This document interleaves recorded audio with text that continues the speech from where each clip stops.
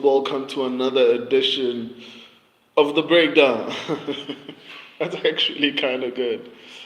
Brad Katona versus what's his name? Bekoyev. No, it's not Bekoyev. Baghdad. Yes, Almakhan. Almakhan Bekzat or something like that. Yes, I apologize about that. So yes, Brad Katona versus Bekzat Almakhan or something like that. So this fight is a little bit trickier than a lot of people think it's going to be. I know a lot of people are now high on Bekzat Almakhan, despite the fact that everyone was calling him a can when Umar Nurmagomedov actually beat him or fought him. And they're like, oh my god, Umar was dropped by a can. Oh my god, Umar is such a can crusher. However, now he's all of a sudden everyone's pick, right? But in any case, I genuinely think Brad Katona, despite the fact that he doesn't have any finishing ability, I think Brad Katona is one of those athletes. He's one of those athletes that are very durable and hard to get out of the. So I think it's going to be a little bit of a tricky fight. However, I just feel like Al Makan is just better than Brad Katona.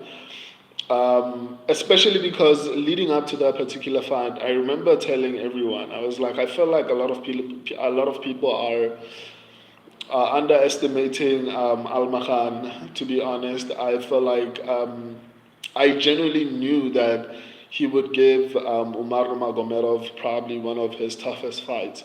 And he actually did. He actually had him in trouble in that particular fight. He dropped him. Um, so that just goes to show his striking abilities and the mere fact that I mean, Umar struggled so much against him, both in the striking, especially in the striking exchanges, because Umar Nurmagomedov, after that fight, if I'm not mistaken, went on to fight Cory Sanhagen and looked exceptionally talented in that fight, right? And then when you consider it, Umar was struggling against Bekzat Almakhan, right?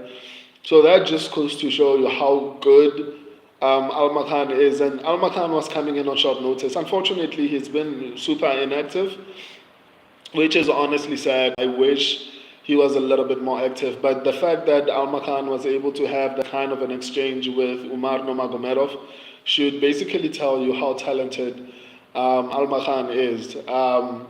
So for me personally, on the striking, I feel like Al Makan is going to be significantly better.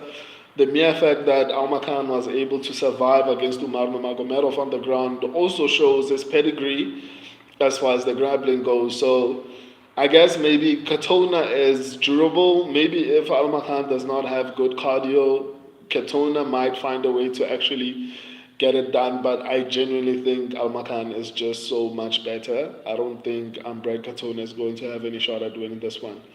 So my subscribers and I are going with Al Makan.